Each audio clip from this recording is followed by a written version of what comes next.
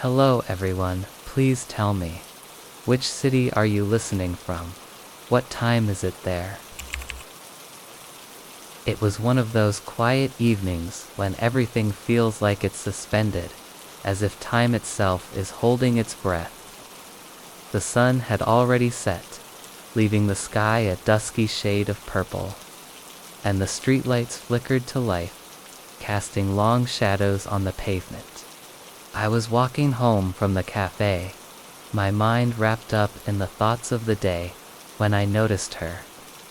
She was walking ahead of me, just a few paces in front.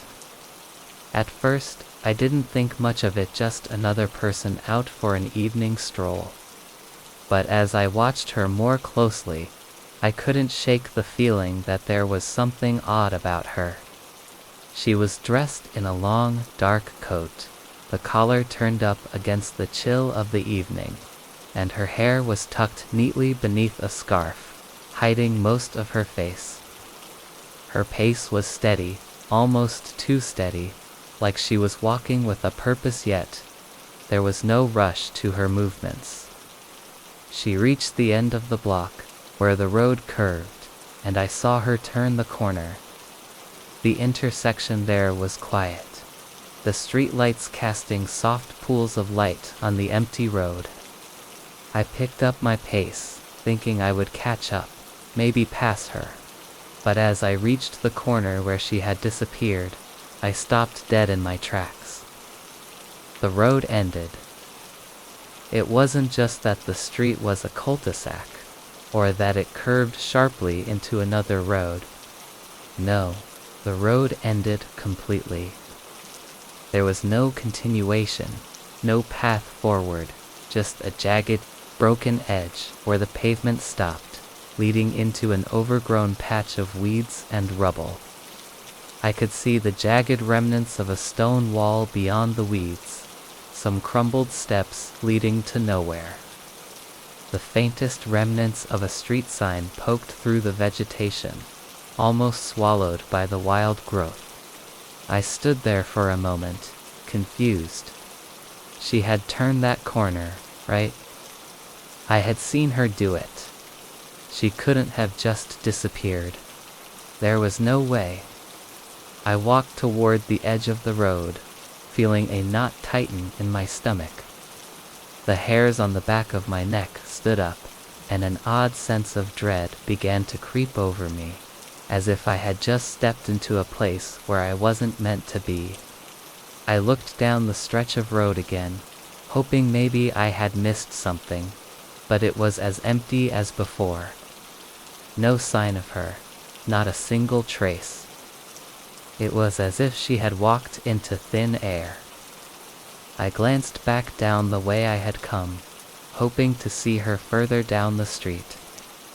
Perhaps she had taken a different path, or turned into a driveway, but the street was still just as empty. The only sounds were the soft rustle of leaves in the breeze, the occasional distant car passing by, and the steady hum of the city fading in the background. I took a few steps forward, now more hesitant, my thoughts racing. Was it possible that I had just imagined seeing her? But no, I had clearly seen her turn that corner. I would have heard if she had doubled back, or if she had stepped into one of the buildings along the street. There had been no sign of movement, no indication that she had gone anywhere else.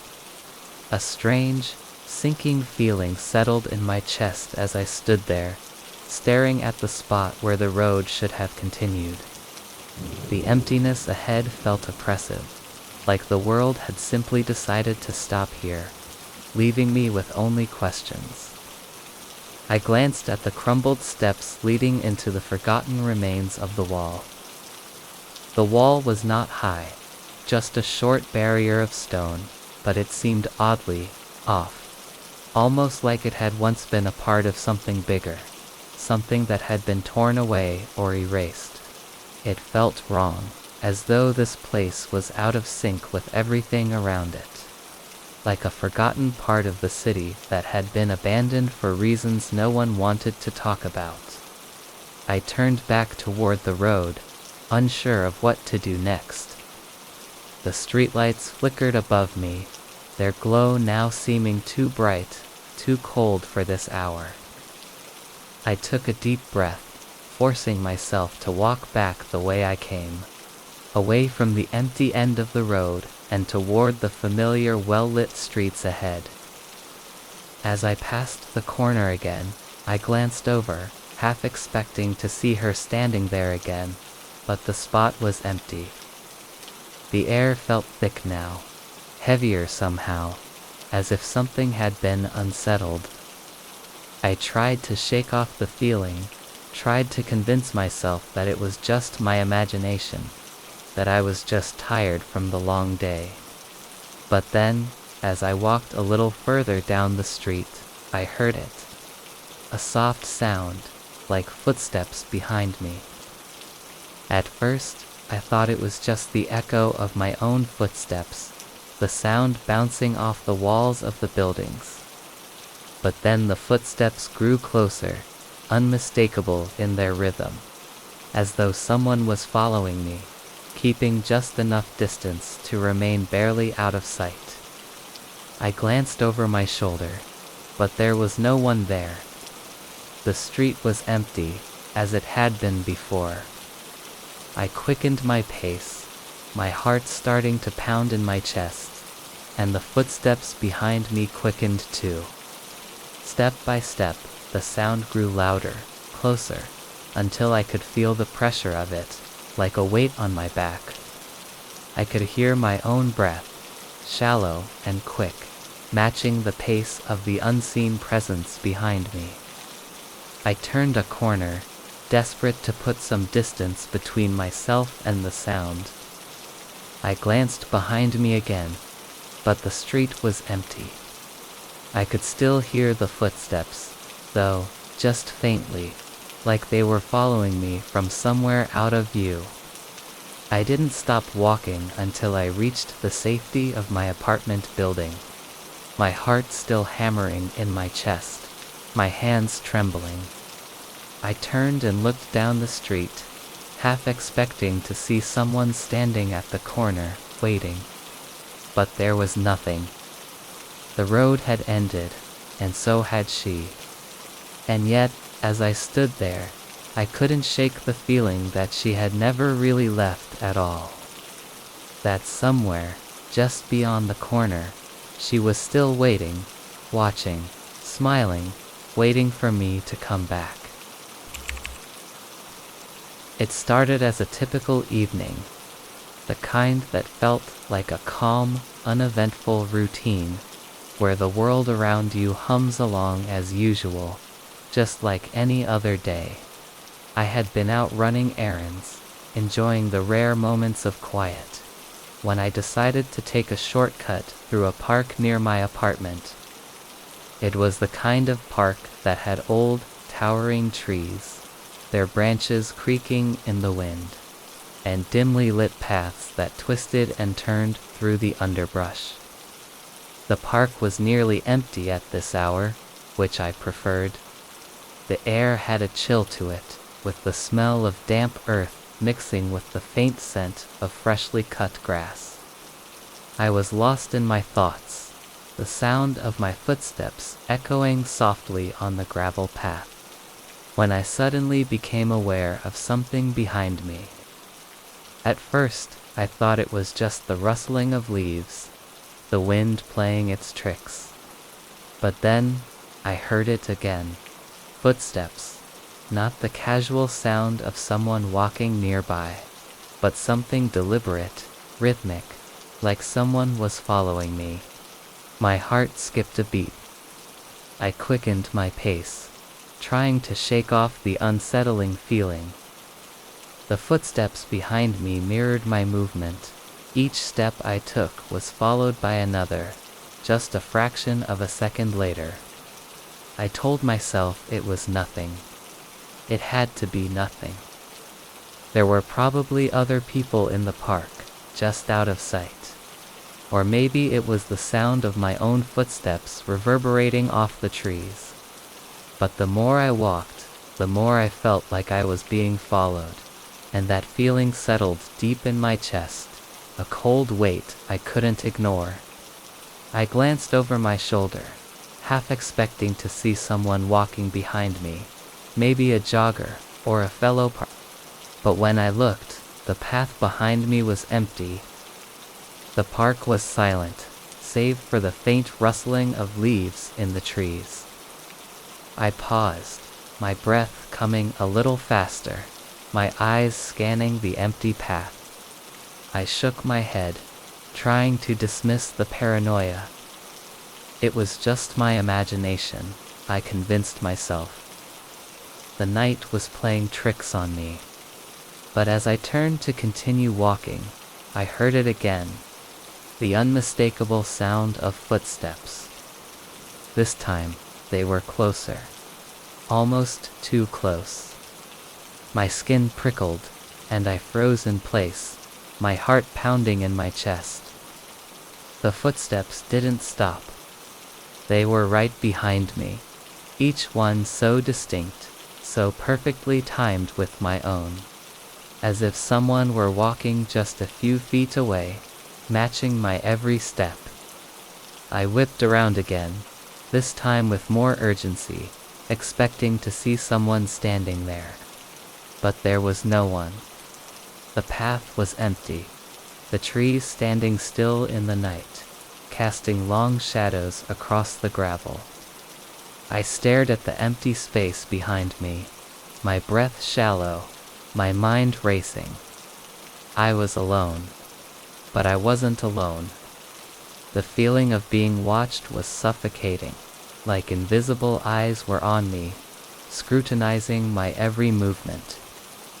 I tried to rationalize it, to explain it away, but deep down, I knew something wasn't right. I could feel the presence behind me, even though I couldn't see it. I could hear the footsteps, matching my pace, like they were following me, waiting for me to make the next move. I didn't want to turn around again, but I had no choice. I had to know. Slowly, cautiously, I twisted around, my legs heavy with fear. My eyes scanned the path behind me, searching for any sign of movement, any trace of another person. Nothing, no one. The park was empty. It had to be empty. But the footsteps, they were still there, just out of sight. Behind me, in the silence, a deep sense of unease settled in. I took a deep breath, my pulse quickening, and decided to walk faster. I needed to get out of that park, away from whatever was following me. The path ahead seemed endless, and every step I took felt heavier, more deliberate. I didn't dare look behind me again, but the footsteps kept up, perfectly synchronized with my own. They were still there, no matter how fast I walked. And then, suddenly, it stopped. For a brief, fleeting moment, the footsteps behind me disappeared. The stillness was deafening, like the entire world had gone silent. My heart raced, my mind whirling with 1,000 thoughts. Had I outrun whatever was following me? Or had it simply stopped, waiting for me to make the next move? I glanced over my shoulder one last time. This time, I saw something just a flicker, a movement in the shadows, but it was gone as quickly as it appeared. My breath caught in my throat, and for the first time, I didn't feel like I was just being followed. I felt like I was being hunted. I broke into a jog, then a full sprint, not caring about the sharp stones underfoot or the way my legs burned.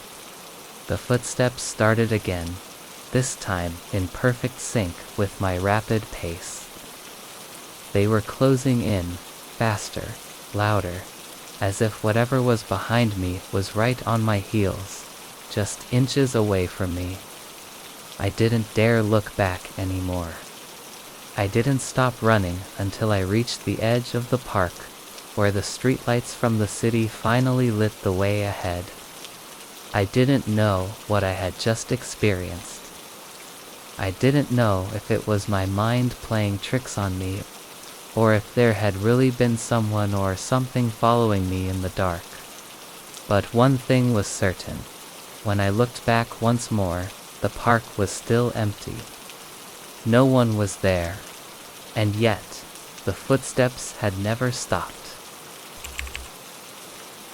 I've never been one for long train rides, but that evening I found myself boarding the subway, weary from work and eager to get home. It was just a regular commute, nothing out of the ordinary.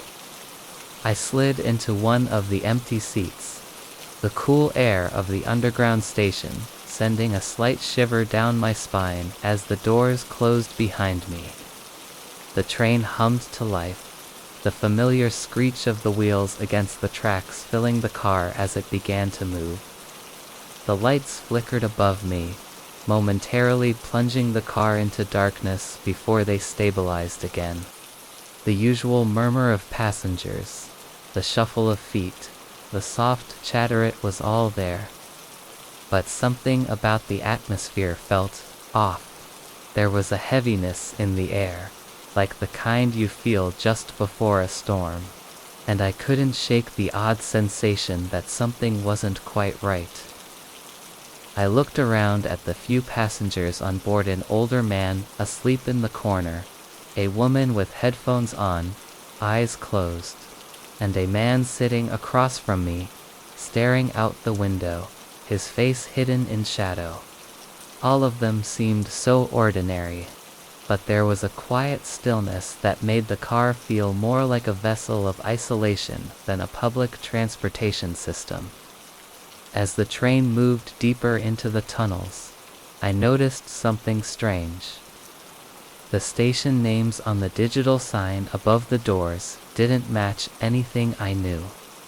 The stops were unfamiliar places I had never heard of, places that didn't exist on the usual subway maps. The first stop was Hollowbrook, then Raven's Edge, and the next read Whispering Hollow. Each name sounded like it belonged to some forgotten corner of a dream, far removed from the busy city I knew.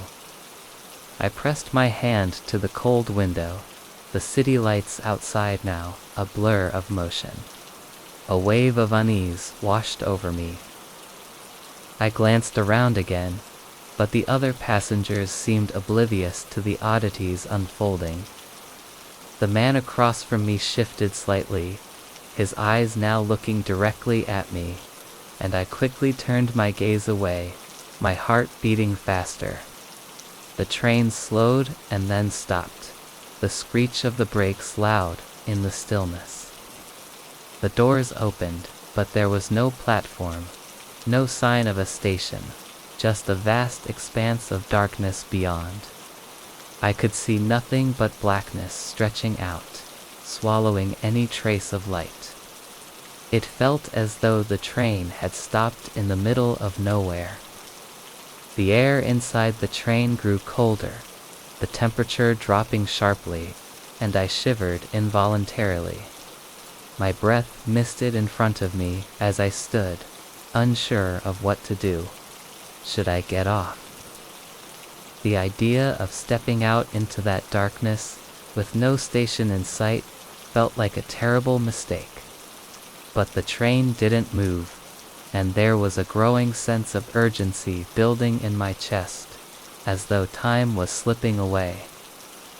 I stood there for what seemed like an eternity, staring into the blackness outside, before I finally took a step toward the door.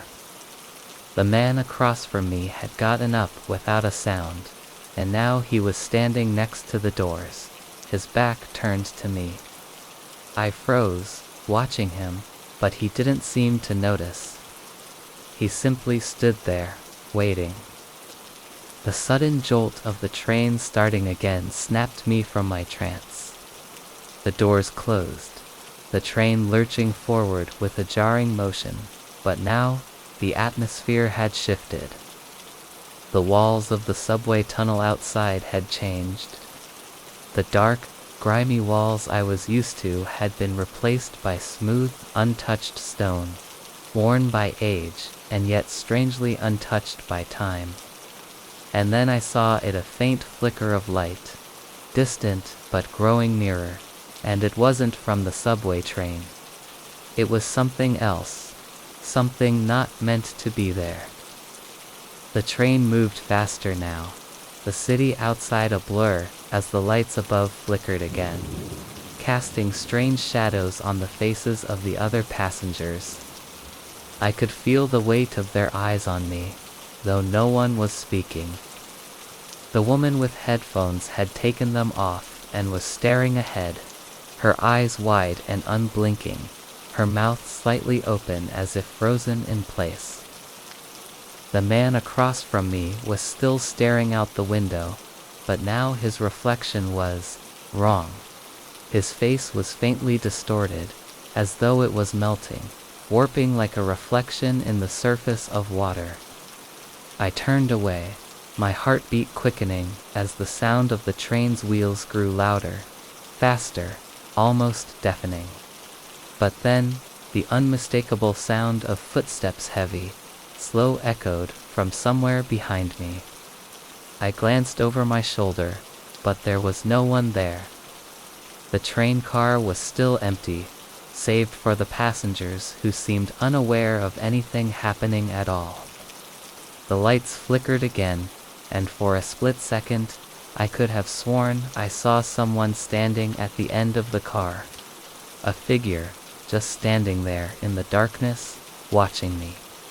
I blinked, and it was gone. The next stop, according to the sign above the door, was Ends Reach. But as the train slowed again, I knew something was terribly wrong. I could feel it in my bones. The walls of the subway station were not what they should have been. The usual concrete and tile had been replaced with dark, ornate stone arches, and, in the distance, I could hear the faintest sound of whispers, like voices carried on the wind. I couldn't breathe. I couldn't think. My legs felt like lead as I stumbled toward the door, my hand pressed against the cold metal. I had to get off. I had to escape. The train stopped, the doors slid open, and I found myself looking out onto a platform that wasn't part of any station I knew. The architecture was ancient. Towering stone pillars lined the platform, and the air smelled of something damp, decayed. I looked back over my shoulder, and the man who had been standing by the door was no longer there. No one was in the train. I stepped off the train, my heart pounding in my chest. The sound of the train's doors closing echoed in the empty station, and for a moment, all I could hear was the sound of my own breath, sharp and ragged. I stood there, staring at the eerie, unfamiliar platform. The lights were dim, the shadows stretching long and deep across the stones. The train I had come from was gone, leaving only the memory of its presence behind, the distant hum of its departure echoing through the tunnel. And that's when I realized. The subway train had taken me somewhere I didn't recognize, somewhere I wasn't supposed to be, and there was no way to get back. I was walking home after a long day at work, the kind of day that leaves your mind in a fog, your steps slow and heavy. The evening air was cool, and I was trying to shake off the feeling of exhaustion that seemed to cling to me. The streets were quiet, bathed in the pale glow of the streetlights, and the world around me felt strangely still, as if the city itself were holding its breath.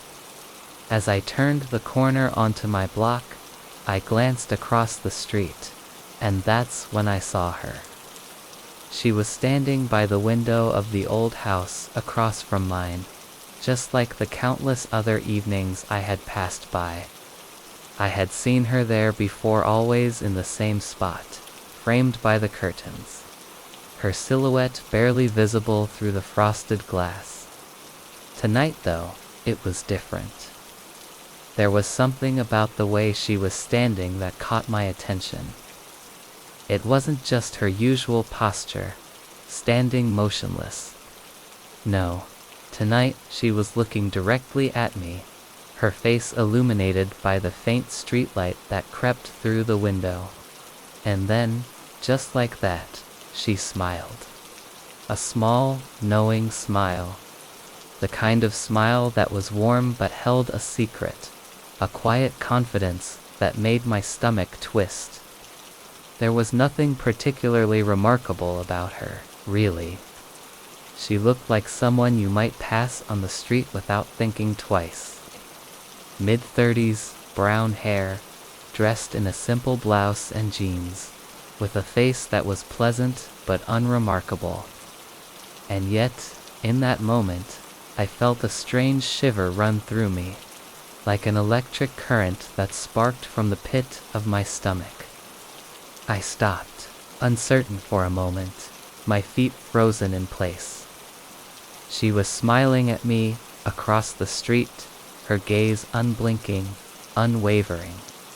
It was as though she knew something I didn't, as if she were aware of some shared secret between us. But then, something about the scene seemed wrong. I turned my gaze toward the house, really looked at it this time.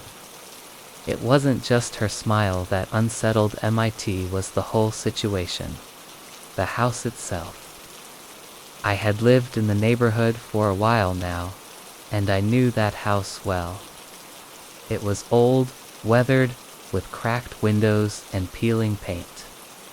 It had been vacant for as long as I could remember, the kind of house that gave off an eerie, uninviting vibe. The lights were never on, the curtains always drawn. It had always felt abandoned, almost forgotten by time. But there she was, standing at the window, her smile as clear as day.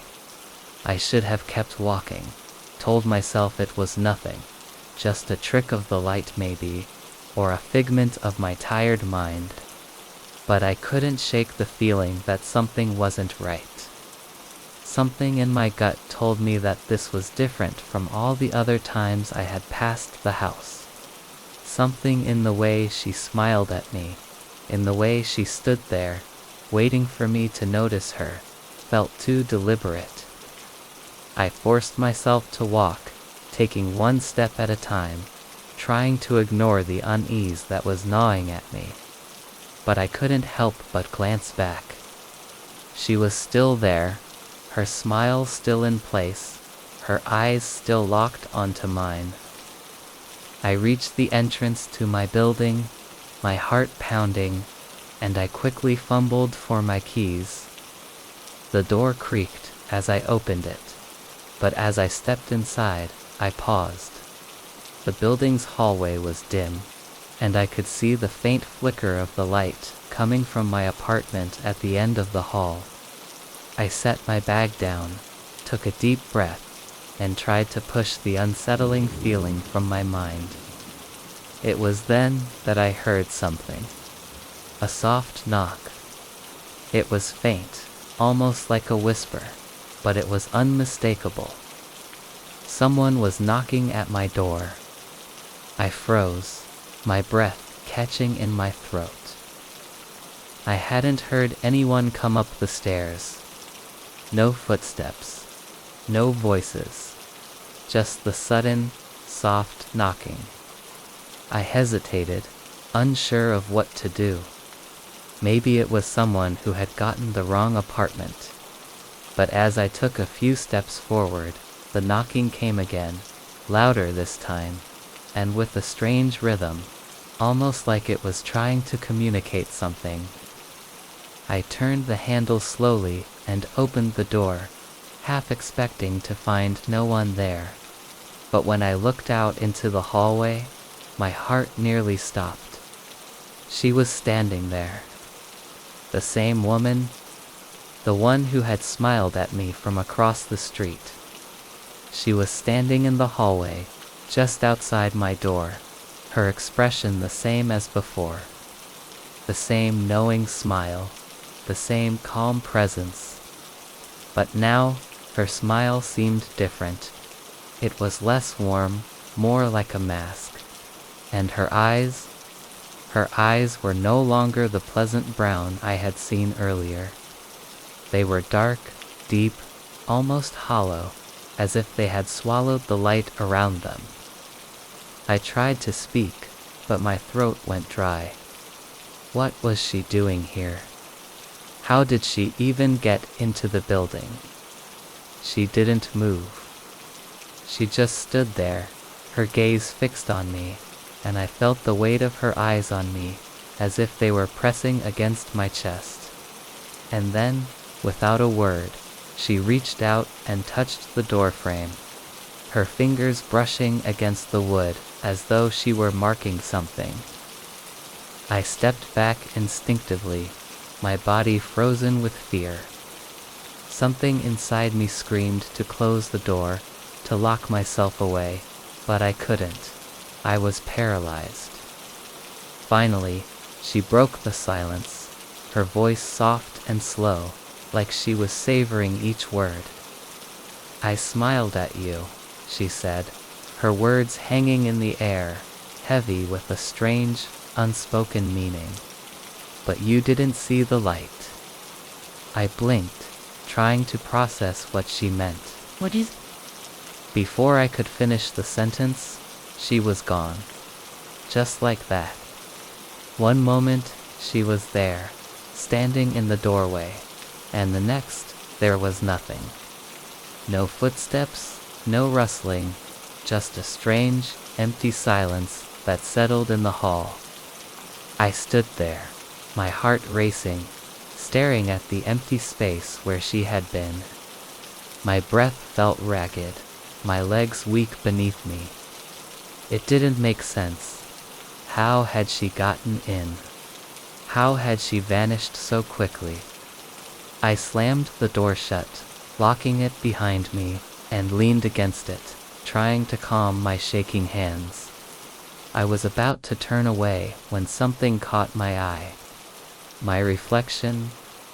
I hadn't noticed it before, but in the dim hallway lights, the mirror across from me, one I hadn't looked at since moving in now, showed something I hadn't expected.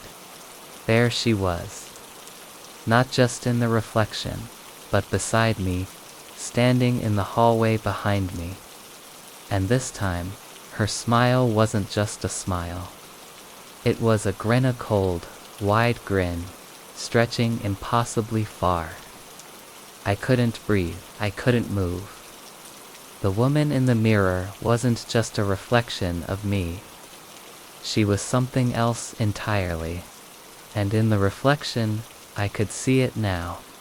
The light wasn't on. And it had never been on. I had been wandering the streets for hours, the cool evening air settling in as the city lights flickered on, casting their yellow glow on the cobblestones. It had been a long, tiring week, and I just wanted to sit down somewhere, have a coffee, maybe something to eat, and lose myself in the quiet hum of the city. I didn't have a particular place in mind, just anywhere that could offer a brief respite. That's when I saw it. The cafe tucked into a quiet corner, almost hidden behind a series of weathered bookshelves displayed in the window. It was the kind of place that seemed to call to you, like a secret you weren't meant to know, yet couldn't ignore. The sign above the door was simple, just the word "caf" in a neat, elegant font. Nothing that would make it stand out from any other cafe in the city. But there was something about it that felt different, something almost magnetic. I pushed the door open, the soft jingle of the bell above announcing my entrance. The air inside was warm, filled with the comforting scent of freshly brewed coffee and pastries. The space was small, cozy, with mismatched tables and chairs scattered haphazardly across the wooden floor. Low lighting bathed everything in a golden hue, making it feel as if time had slowed down here, as though the world outside no longer mattered. I took a seat by the window, near the back, where a mirror stretched along one wall, reflecting the entire room in its glossy surface. I couldn't help but glance at myself for a moment, catching my own reflection before looking away. The mirrors on the walls were old, the frames tarnished by time, but they had a certain charm. The barista behind the counter, a young man with dark hair and a quiet demeanor, glanced up and gave me a small nod of acknowledgement. I ordered a coffee and a croissant, and while he went to prepare it, I settled into the quiet of the cafe, letting the low murmur of distant conversations and the clink of cups lull me into a sense of calm. But then, something odd happened. As I sat there, I began to notice the mirrors. At first, it seemed perfectly normal, just reflections of the room, of people scattered around the cafe, some chatting quietly, others lost in their phones or books. But as time passed, I started to feel watched. At first, it was a subtle thing, glances in the mirrors that seemed to linger a moment too long. I could swear that some of the reflections weren't quite mine, that the people in them looked different somehow. Their eyes didn't match their movements. They would smile before I did, or blink at a different pace than I did. I told myself I was imagining it. I was tired, probably just a little too worn out from the long day. But then the feeling grew. The more I looked into the mirrors, the more I felt like the people inside them were not reflections at all, but something else, something that was watching me, studying me, waiting for me to notice. It was as though they weren't just mirroring the actions in the cafe, but somehow responding to me. It wasn't that they were mimicking my every move. It was worse than that. They were anticipating it. I turned my head to the side, just to see if the person sitting near the mirror was looking at me. They weren't, but when I glanced back into the mirror, their reflection was staring directly at me. No, not just staring, glaring. It wasn't a casual glance or a passing look. It was a focused, intense gaze that sent a chill down my spine. I quickly looked away, feeling my pulse quicken. This was getting ridiculous. The cafe was too quiet now. I could barely hear the hum of the coffee machine, and the chatter around me had faded into an unsettling stillness. I glanced at the clock on the wall. It was nearly 7:30. I had been here for less than 20 minutes. But the atmosphere had already changed, became thick, suffocating. The air felt too heavy, as though every breath I took was being watched, judged. I didn't want to look back at the mirrors, but I couldn't resist. My eyes were drawn to them, like a moth to a flame. This time, the reflections weren't just staring, they were moving. The people in the mirrors were leaning forward, watching me with an intensity that made my skin crawl. But when I turned around, they were still sitting in their seats, sipping their drinks, talking quietly. I glanced around the room, searching for the source of the unease, but everyone else seemed oblivious. The barista continued to prepare drinks, his back turned toward me. The couple at the corner table were still lost in their conversation, the older woman with a book in front of her, barely moving. No one seemed to notice the strange atmosphere that had settled in the room, as though the cafe itself had become a space apart from time. But the reflections, they were getting closer.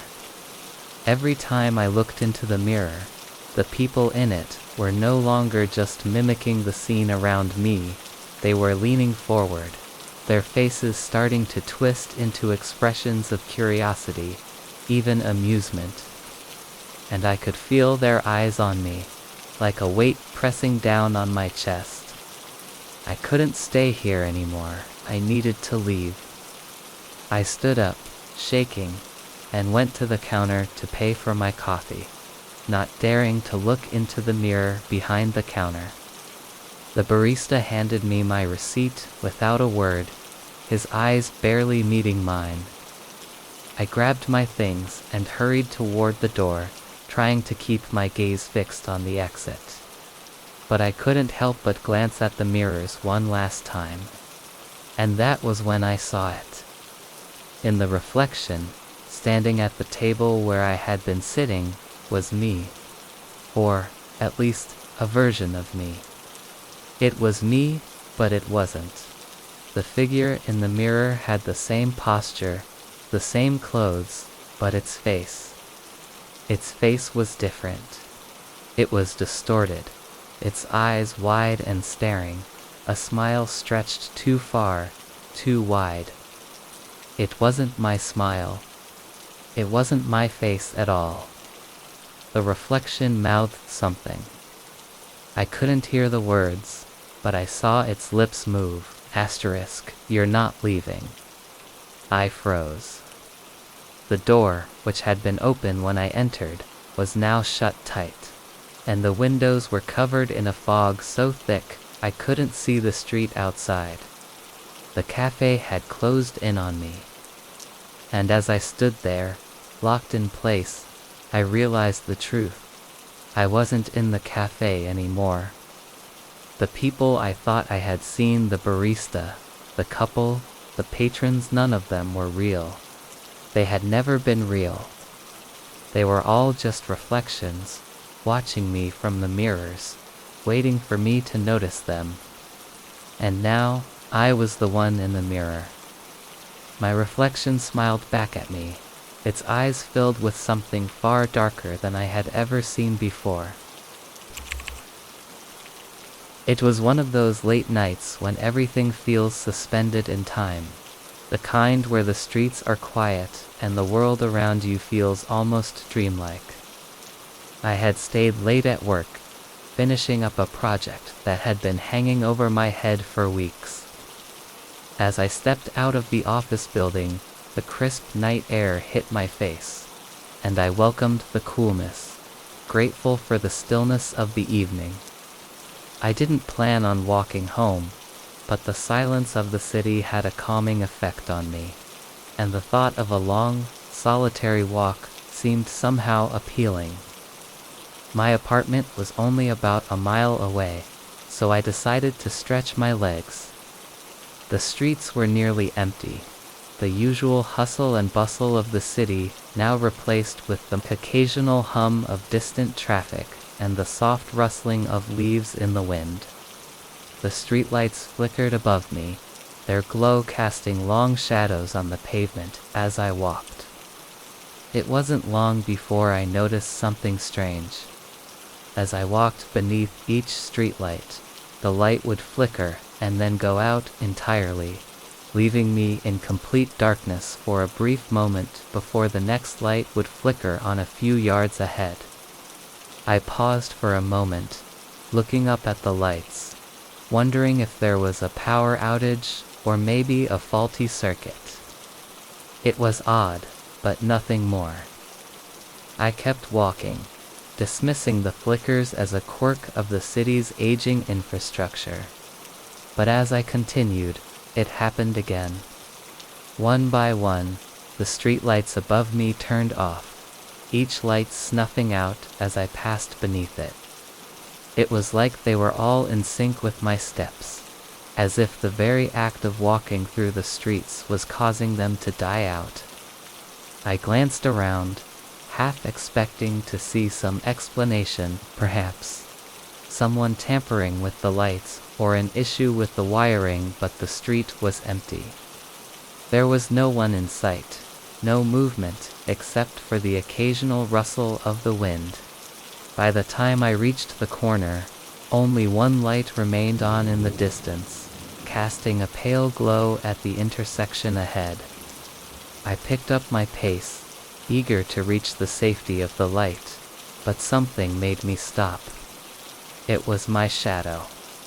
It wasn't that I hadn't seen my shadow before, it was just that with each streetlight going dark, it had become more pronounced, more insistent. At first, it had been like any other, stretching across the pavement with my every step. But now, in the darkness, I could see it more clearly, sharper, longer than it should have been. It didn't behave like my shadow usually did. It seemed to linger even after I moved, stretching in unnatural ways, as though it wasn't just following me anymore, but trying to keep up, trying to stay just a few steps behind. I paused, looking down at the pavement, trying to make sense of it. The light from the last streetlight illuminated my feet and the beginning of my shadow, but the shadow itself seemed to stretch out farther, curving along the sidewalk in a way that didn't match my own movements. It was as though the shadow was pulling away from me, moving on its own accord, independent of my steps. I took a cautious step forward, and so did the shadow, but it didn't stop when I stopped. It continued, creeping forward just a little bit more. My heart began to race. I turned around quickly, looking behind me, but there was nothing.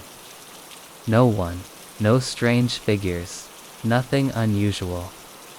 But when I looked back down at the ground, the shadow was still there, stretched across the sidewalk, growing longer with every passing second.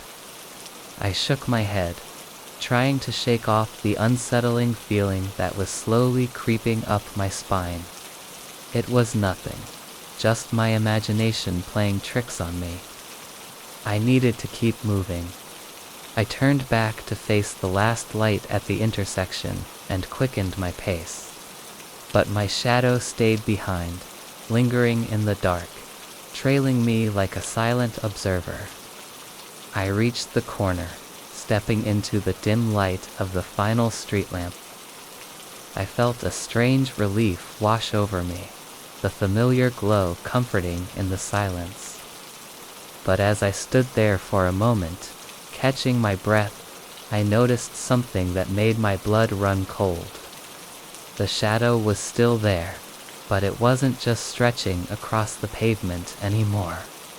It was moving. It was moving toward me. Slowly, it crept up from behind, just a few inches from my feet, as though it had gained momentum while I wasn't looking, and then it stopped, just at the edge of the light, lingering in the darkness at the edge of the circle of warmth from the street lamp. I felt frozen, my breath shallow, my heart thudding in my chest. It was ridiculous, I told myself. It was just a shadow, just light and dark, nothing more. And yet, something inside me told me that this wasn't normal. Shadows didn't move like that.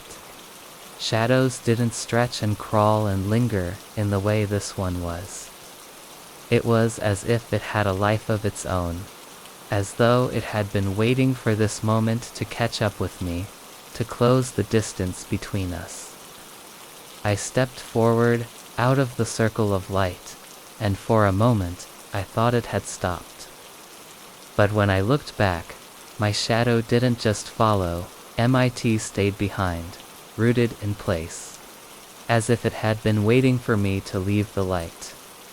I swallowed hard and hurried down the street, desperate to get home, to escape the feeling of being followed, even if it was just my shadow. But as I turned the corner onto my block, something caught my eye. The streetlights along my block had all turned off, completely. The darkness around me felt heavier now, as if the shadows themselves were reaching out, drawing closer, pulling me into them. I wanted to turn back, to find the light again, but my legs wouldn't move. I stood there in the middle of the street, staring at the darkness that stretched ahead of me, the last remaining light in the distance now completely gone. I glanced down at my feet. My shadow was still there, darker than before, stretching unnaturally long, as though it had found its place in the dark, far from the reach of the light. It had stopped trailing me. It had become me. And that was when I realized with a creeping, icy certainty, it was no longer my shadow. It had become something else entirely. It started with an innocuous conversation, one of those chance encounters that seemed too brief to matter. I had been walking through the park, as I often did on quiet afternoons, when I spotted her sitting on a bench beneath the shade of an old oak tree. She was a stranger, someone I hadn't seen before, yet something about the way she looked at me made me pause. She was older, with silver hair neatly pulled into a bun and a soft smile that seemed out of place in such a busy park. The sunlight filtered through the branches above, casting dappled shadows on her face. I don't know why I stopped. Maybe it was because she seemed like someone who knew something I didn't. It wasn't just the calmness in her eyes or the way she radiated peace, it was the sense that, for some inexplicable reason, she was waiting for me. She greeted me with a warmth that felt like it belonged to someone who had known me my whole life. "You look lost," she said softly, as if reading the discomfort that had been swirling in my chest for weeks. "But there's a path you can follow. It'll lead you to what you need." I didn't know how to respond. I had been feeling lost, I suppose, drifting through life with no clear direction, aimlessly following routines that never quite fulfilled me. But how could she have known that? How could anyone? "Just follow the path," she continued, "and it will take you where you're meant to go. Trust it." It was an odd thing to say, but somehow I believed her. The park was vast, sprawling with hidden trails that wound through trees, each one twisting in different directions, each one taking you to new, unfamiliar corners. But none of them had ever felt like something I could trust. Not until now. I didn't ask her why she knew that about me, or how she could have such certainty. There was something in the way she spoke, in the tone of her voice, that made it impossible for me to doubt her words. It was as if, for a brief moment, the whole world faded away, and all that remained was her voice guiding me. So, I nodded. "Where is the path?" She pointed ahead, just beyond the tree where she sat, toward the edge of the park where the trees parted slightly. There, nestled between two large boulders, was the faintest hint of a trail. It wasn't a wide, paved path like the others that ran through the park. No, this was smaller, winding, as though it had been forgotten by everyone except the trees themselves. It almost felt like an invitation, and ancient, unspoken one. I thanked her and began walking toward the trail. It wasn't hard to follow, though it wasn't obvious either. The path was lined with wildflowers that brushed against my legs as I walked, the air thick with the scent of earth and damp leaves. The further I went, the quieter it became. The sounds of the park, the distant laughter, the rustling of leaves faded behind me. In their place was an eerie stillness, like the very air was holding its breath. The trail twisted and turned, cutting through dense thickets of trees, where the light barely made it through the canopy. It felt like I was moving through a space that wasn't quite real, the shadows shifting in ways that didn't quite match the time of day. I couldn't help but feel the odd sensation that something or someone was watching me. I should have turned back then, but I didn't. There was something about this path, this feeling of inevitability, that kept me moving forward. It was as if the trail itself had a pull, something magnetic, drawing me deeper into the forest. The further I walked, the more disconnected I felt from everything outside this strange path. The park, the people, even time itself seemed to blur. Then, I came to a clearing. The trees opened up, and before me stood a stone wall, tall and imposing, covered in moss and vines. It was as though the path had led me to a dead end, an impenetrable barrier in the middle of nowhere. For a moment, I just stood there, staring at it, confused. Where had the path gone? How could it have led me here, to this wall? I glanced back, but the trail behind me had disappeared into the trees. It was as though the path had never existed, as if the forest had swallowed it whole. I reached out to touch the wall, my fingers brushing against the rough stone. The surface was cold and damp, and as I ran my hand along it, I felt an odd sensation like the wall was alive, pulsing with a rhythm that didn't belong in the natural world.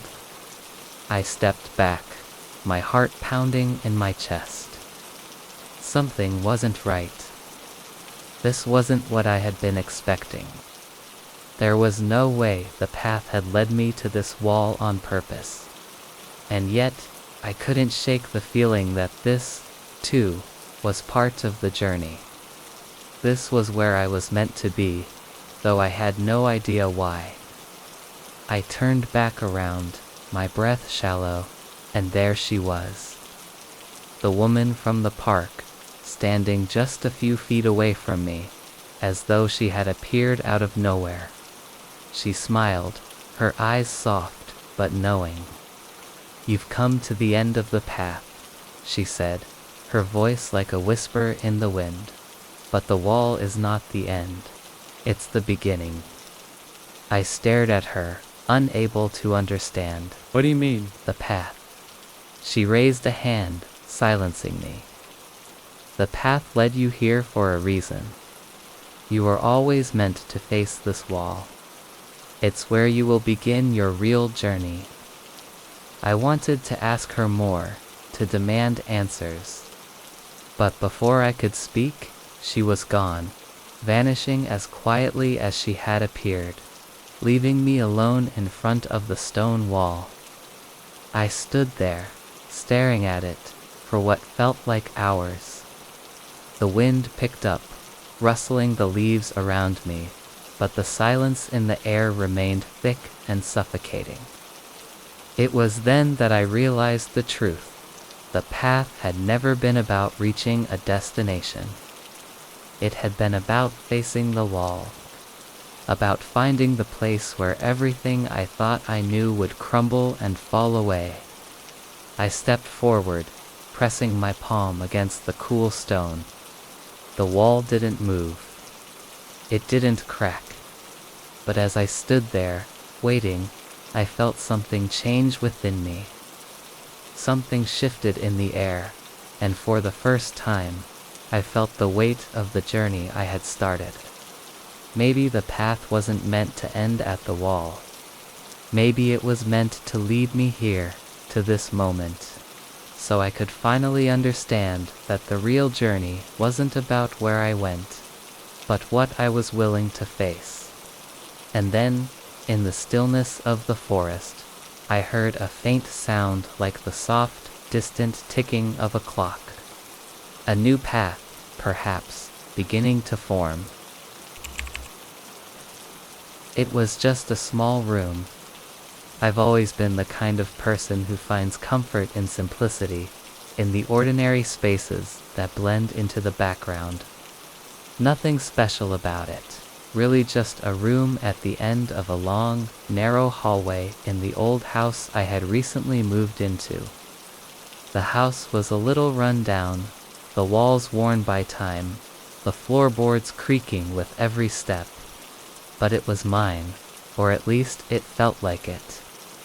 A place to call my own, far enough from the city that the noise and rush didn't reach me.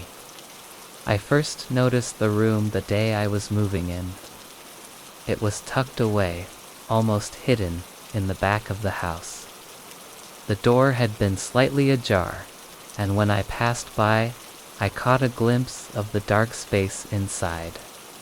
It stood out in an odd way, almost like it didn't belong. The rest of the house had its own quiet charm, a history that seemed to seep through the walls. But this room, it was different.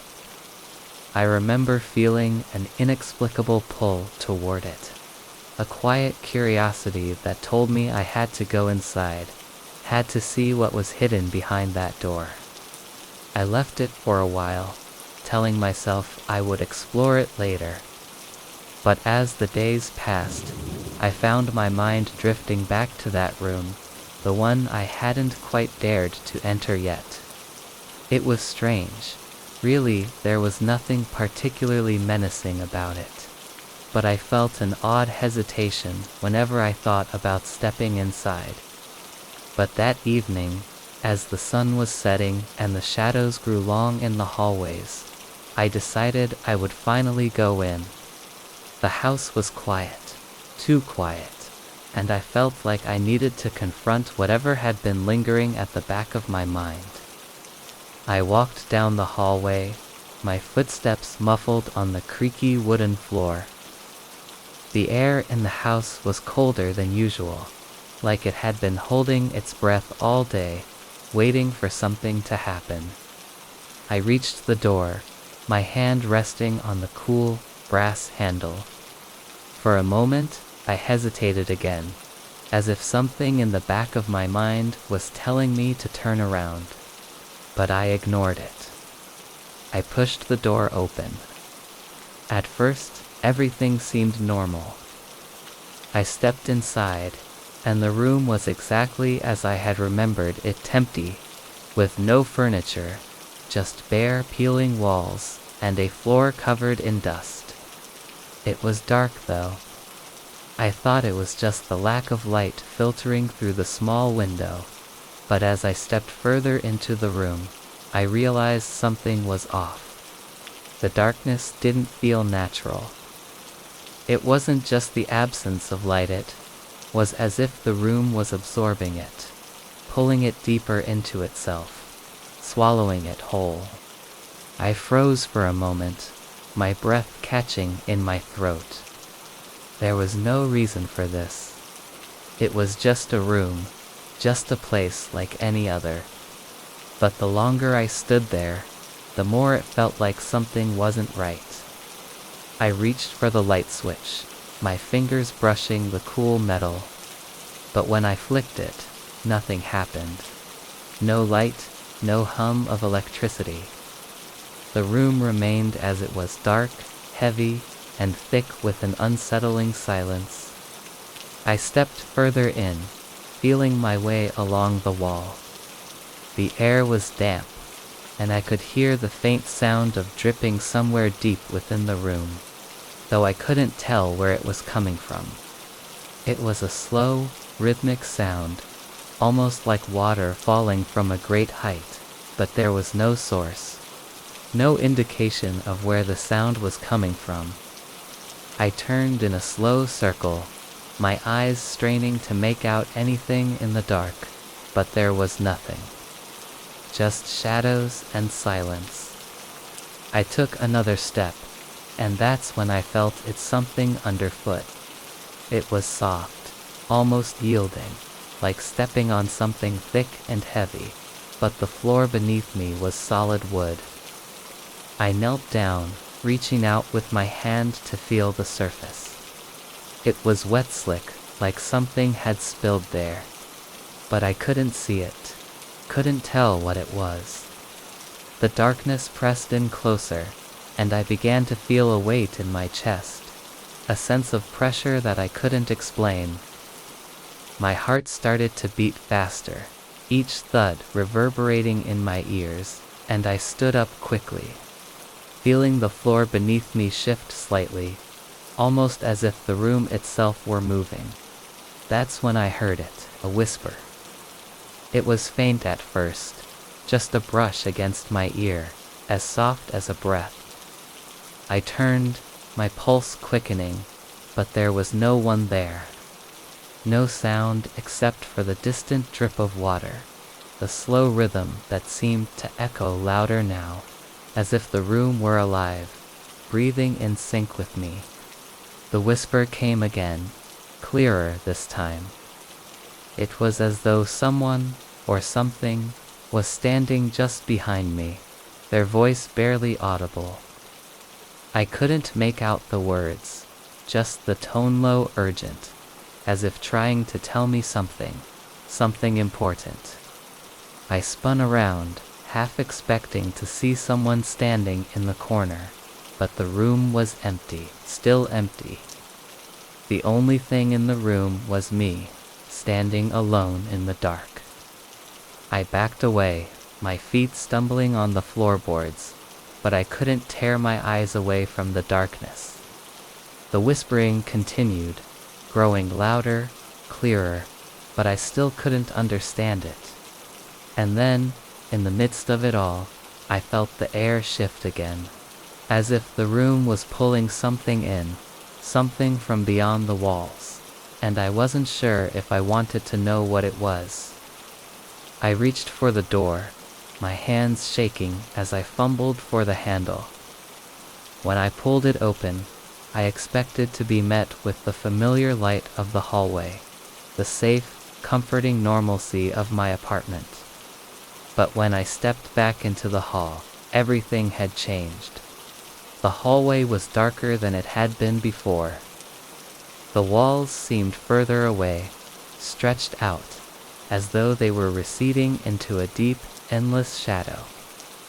I could no longer see the door to the room, the one I had just walked through. It was as though the room had swallowed it whole, leaving no trace that it had ever existed. I stood there, frozen in the hallway, trying to make sense of it. The sound of dripping water still echoed in the distance, but I couldn't pinpoint where it was coming from. I felt a chill run down my spine as I turned slowly, scanning the empty corridor, but there was no sign of the room I had just been in. I thought about going back, to check once more, to find the door that had led me there in the first place. But I didn't. I couldn't. Something inside me told me not to. A deep, instinctive knowing that the room wasn't just a room anymore. It had changed. It had become something else. And as I stood there, in the darkened hallway, I realized that the room had already been dark when I stepped inside. It had been waiting for me, and I wasn't sure if I would ever leave. It was a night like any other, or so I thought. I had always been the kind of person who enjoyed routine, who found comfort in the familiar ticking of the clock, the predictable cycle of day turning into night. But this night, something strange happened. I can't fully explain it, but I'll do my best. I remember it clearly. The clock struck midnight. I had been sitting on the couch reading a book when the soft chimes echoed through my apartment. There's something comforting about hearing a clock strike 12, a signal that the day has officially ended. But as the last chime rang out, something caught my attention. It wasn't a sound or a sight, but a feeling, a deep, unshakable sense of wrongness. Like the air itself had shifted in an imperceptible way. At first I brushed it off as nothing more than my imagination. Maybe I was just tired, my mind playing tricks on me after a long day. But as I glanced over at the clock again, I noticed something odd. The hands were still pointed at midnight. I blinked. I rubbed my eyes, thinking I must have misread it, but no. The clock hadn't moved. For a moment, I simply stared at it, trying to make sense of what I was seeing. I checked the time on my phone. 12:03 a.m. I had always trusted the clock on the wall, an old mechanical one my grandmother had given me years ago. It was usually reliable, always keeping accurate time, but tonight it was different. I stood up from the couch, my footsteps light as I crossed the room to get a closer look. I was half expecting the hands to have moved by now, to have caught up with the time that had passed. But they hadn't. The second hand was frozen in place, caught somewhere between ticking and stillness. It didn't make any sense. How could this be? I tried to turn the knob to adjust it, thinking maybe the gears had jammed, but it didn't budge. It was like the clock had become part of the wall, an unmovable fixture, disconnected from the world outside. My heartbeat quickened. The sense of wrongness deepened. I stood there, my fingers still on the cold metal of the clock, my breath coming a little faster now. And then, in that stillness, something else shifted. It was subtle at first, like a ripple through the air, something I couldn't quite place, but then I realized it. The sounds, the world outside my apartment had gone quiet. I don't mean just the usual silence of the night. No, it was deeper, an unnatural stillness. The faint hum of traffic, the occasional creak of the building settling, everything was gone. In its place, there was only silence, and it felt as though I had been swallowed by it. I glanced out the window. The streetlights flickered, but the usual bustle of the city had faded. No cars drove past.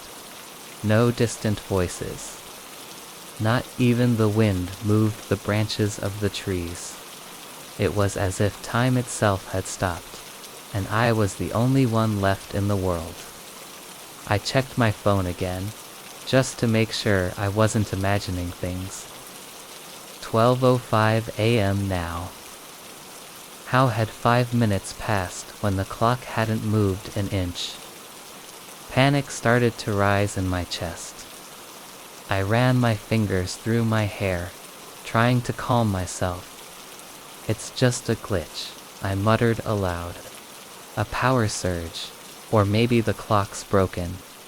But even as I said it, I knew I didn't believe it. I walked over to the window, hoping to see anything that would ground me back in reality. But outside, there was nothing. The streets were empty, the buildings distant and still. The silence weighed on me, heavy and unyielding. Then, the strangest thing happened. I felt a shift, not just in the air, but in myself. As I stood there, looking out the window, a new sound slowly emerged. A faint ticking, but not from the clock on the wall. This was a different ticking, coming from somewhere else. It was coming from inside the apartment, from deep within the walls, almost as if the very structure of the building was alive. The ticking was slow at first, barely noticeable, but as I stood there, it grew louder, more insistent. I spun around, looking for the source, but nothing seemed out of place. The room was still as I had left it. The same shadows, the same furniture, but the ticking, it was closer now, almost as if it were standing right behind me. I turned, slowly, my heart racing, but when I glanced at the wall again, my breath caught in my throat. The clock had moved. It was no longer stuck at midnight. The hands had shifted slightly, just enough to make me question whether I had truly been seeing things before. Now they read 12:01 a.m., but that wasn't what disturbed me the most. It was the way the clock was moving. The second hand was ticking backward.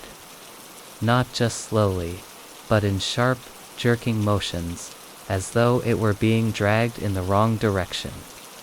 I couldn't tear my eyes away. The hands on the clock twisted and turned in ways that defied logic, defied time itself. It was as if the clock was no longer following the rules of the universe, but creating its own, a reality where time was fluid, bending and shifting with every tick. I stepped back, my legs shaking. I had to get out of here. I didn't know what was happening, but I felt trapped, like something was pulling me deeper into this strange, warped world. I tried to open the door, but it wouldn't budge. I pushed harder, but the door remained locked, as if the very house itself was keeping me in. Panic surged in my chest, my breath quickening as I pounded on the door, desperate for release. And then I heard it. The voice. It was a whisper at first, soft and barely audible. But as the seconds passed, the whisper grew louder, clearer.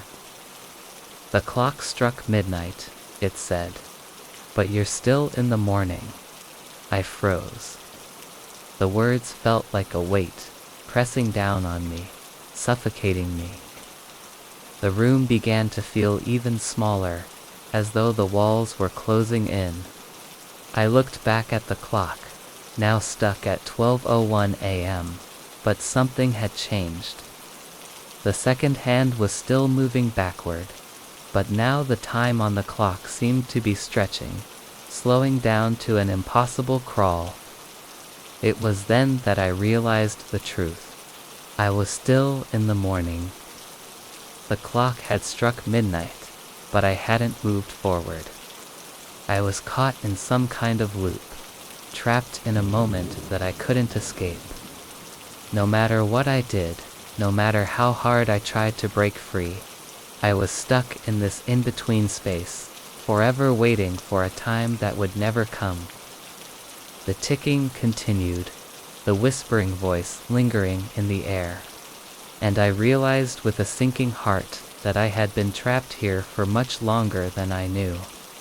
And no matter how hard I tried to fight it, the clock would never strike again.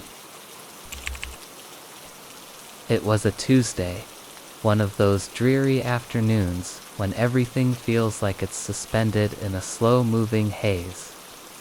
I had just moved to a new city, nothing too grand, just a small place that wasn't really on anyone's map. It was the kind of city where people didn't stop to talk to you unless they had to. And even then, the conversation was brief and polite. No one was ever rude, but they weren't exactly friendly either. It was the perfect city for someone who preferred being alone. I had been walking down a narrow street lined with shops and apartment buildings, looking for a coffee shop to settle into for a while. I wasn't in a hurry. I wanted to take my time getting to know the place, one step at a time, like a secret unfolding slowly in front of me. As I passed a small, run-down bookstore, the door opened with a soft creak, and an older woman stepped out. She had gray hair tied back in a messy bun, and her clothes looked slightly too large for her. She smiled at me in a way that felt almost too bright for this city, a way that made me stop in my tracks for a moment. "Excuse me," she called out gently, as if she had been waiting for me. "I think you're looking for something." I didn't know how she knew that, but I nodded anyway. There was a certain warmth about her, despite the cold wind that was picking up. I was looking for a coffee shop, actually. Somewhere quiet. Her smile softened, and her eyes seemed to twinkle, as though she knew exactly what I needed. "I know just the place," she said, her voice slow and measured. "It's not far from here, but it's tucked away. Follow the alley next to the bookstore, and when you reach the end, take the first left. It'll be on your right, a little hidden behind a large oak tree. You can't miss it." It sounded simple enough, and honestly, I appreciated the thoughtfulness in her directions. I thanked her, and she wished me a pleasant time, the smile never leaving her face. I followed her directions with little hesitation. The alley was just as narrow as she had described, with bricks worn smooth by years of use. The light filtering through the clouds was dim, the air damp with the scent of rain. As I reached the end of the alley and turned left, I saw a large oak tree ahead. It looked ancient, its twisted branches bare and reaching out toward the gray sky like twisted fingers. But there was no coffee shop in sight. I stopped, scanning the area, confused. There was nothing there but a row of empty, crumbling buildings. The road turned sharply ahead, leading to more buildings, but none of them looked like a place you would find a coffee shop. I retraced my steps, turning back to the alley and checking each side. Nothing. I was sure I had taken the correct turn.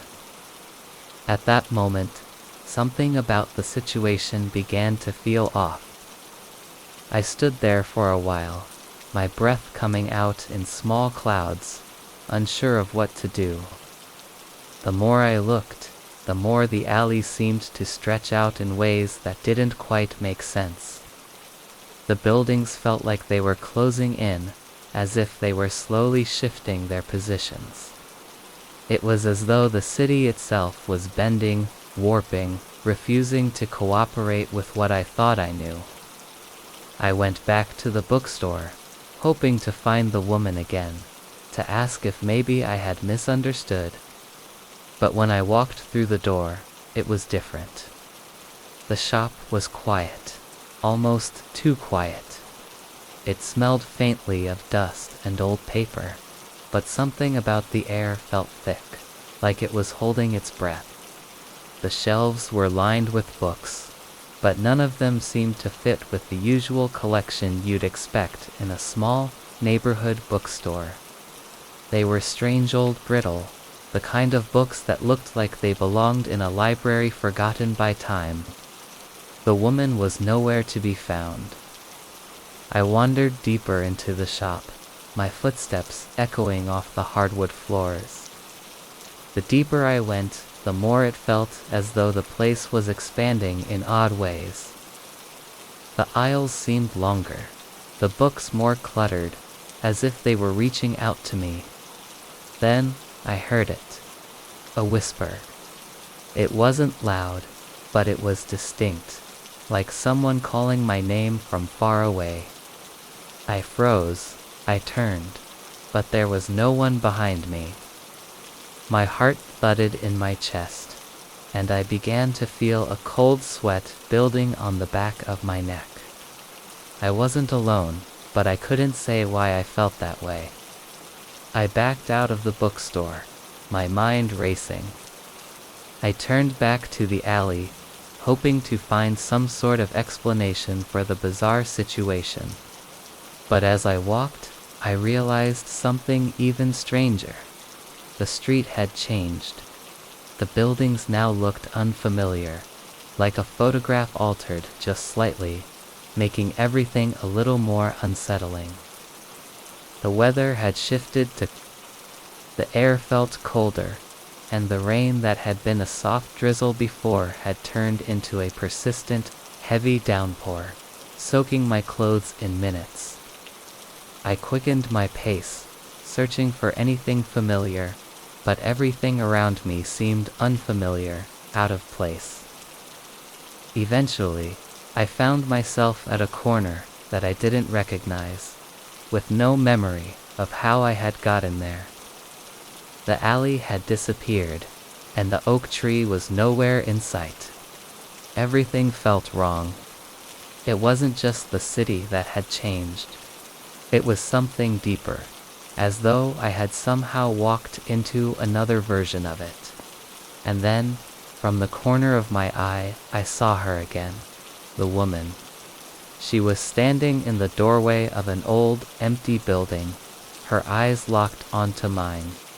She didn't speak, but there was something in the way she looked at me, a kind of silent acknowledgement, as though she had known all along what was happening. I wanted to approach her, to ask her what was going on, but my legs wouldn't move. I felt as though I was rooted to the spot, unable to tear my gaze away from her. She raised a hand, as though beckoning me forward, but I couldn't. Something told me that if I stepped toward her, everything would change again, but this time, it would be too late to go back. The rain continued to fall, a constant soothing rhythm against the chaos in my mind. And somewhere, in the distance, I heard a whisper, again faint, but growing louder. Asterisk, you shouldn't have come back. I stood there, motionless, watching the woman, waiting for something to happen, but nothing did. The rain soaked through my clothes, my skin growing cold with each passing moment.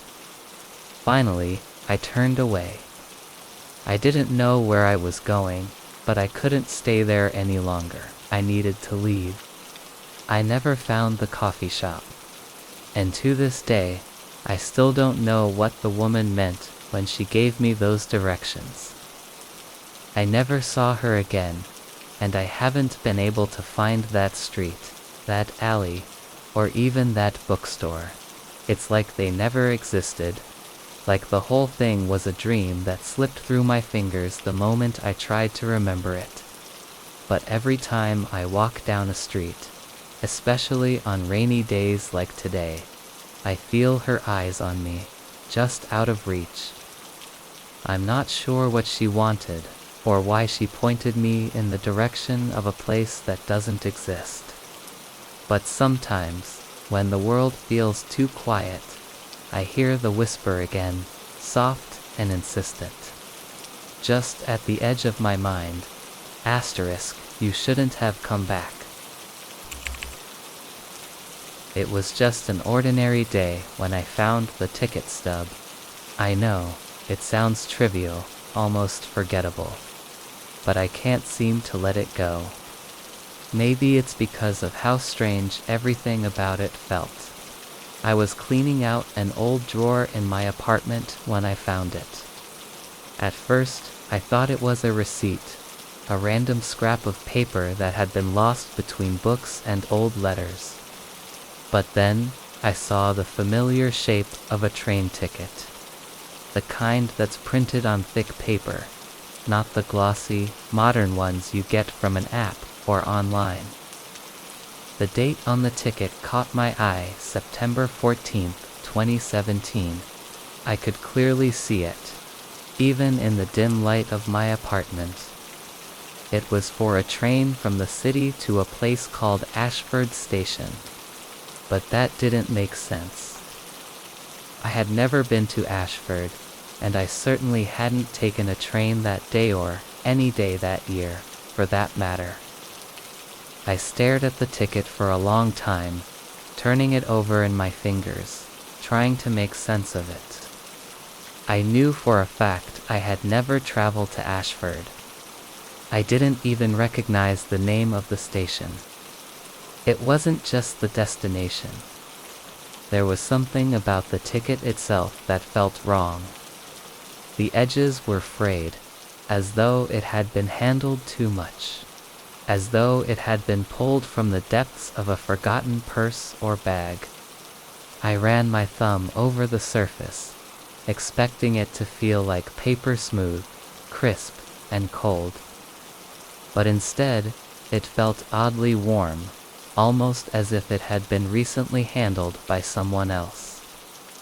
I couldn't shake the feeling that I wasn't the first person to touch it. It seemed out of place in my life, like it didn't belong here with me.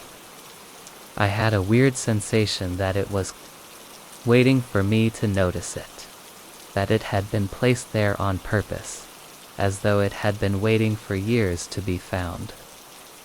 I shook my head, dismissing the thought. Maybe I had taken the train at some point, just forgotten about it, I reasoned. I'd done that before, forgotten trips, misplaced memories. Still, the unease lingered, gnawing at the edges of my thoughts. Over the next few days, the ticket stayed on my desk, tucked into the corner of my workspace. Each time I looked at it, I couldn't quite shake the feeling that something was off, something was watching me. My apartment felt colder than usual. I kept hearing strange noises late at night, distant thuds. The creak of floorboards that weren't mine, soft rustling from somewhere just outside my door. I told myself it was nothing. Just the house settling, or the wind outside playing tricks with the windows. But then, one night, as the rain drummed gently against my window, I heard something else. A whisper. Barely a sound, but unmistakable. It was soft, like the murmur of a voice just on the edge of hearing. It came from the direction of the drawer where I had put the ticket. My heart skipped a beat, and I froze, straining my ears. It wasn't a voice I recognized, but the tone was familiar. It was like the kind of whisper you might hear when you're not supposed to be hearing something, like someone is sharing a secret that doesn't belong to you. I tried to ignore it, telling myself it was the wind again, but the whisper didn't stop. It came and went, rhythmic and repetitive. It was always just a few words, a faint trace of sound. Come back, it would say. Come back. To Ashford? I couldn't take it anymore. I grabbed the ticket and decided to look up Ashford, to try and place it, to figure out why it had been so strongly associated with me. I opened my laptop, but when I typed Ashford into the search bar, I didn't find the name of a town or a station in the way I expected. Instead, a few results popped up that were unsettlingly vague. There were mentions of strange disappearances in the area, rumors of haunted places, and even old legends about people vanishing without a trace. None of it made any sense to me, but as I read, a shiver ran down my spine. Ashford was too far away from any place I had ever been. It felt like a place I had never heard of, and yet, it was calling me. The more I looked, the more I felt a strange connection to it, a connection I couldn't explain.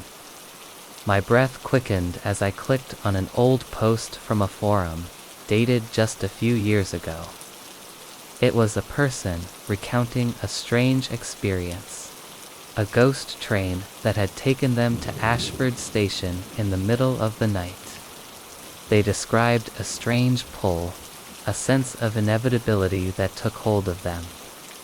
The post ended abruptly with a single line, "It was my ticket." I knew it was my ticket the moment I saw it. That was the point where I felt the ground slip out from under me. My fingers were trembling, my mind racing. I was no longer sitting in my comfortable, warm apartment, but somewhere else entirely, somewhere I didn't belong.